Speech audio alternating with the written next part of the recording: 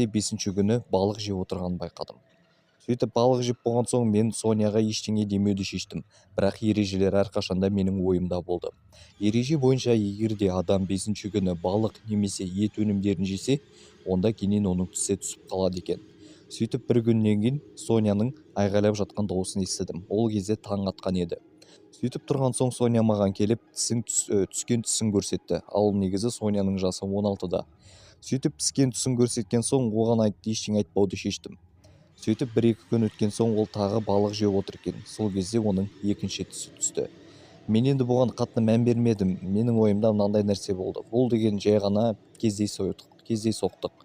Бұл деген кімнің басына болмайды деп ойладым.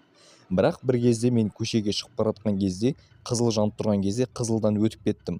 Ал ереже бойынша, әнімнің айтқан ережесі бойынша, егер адам қызылдан өтсе, оның жолы болмайды деген сөз екен. Оның жолы болмайды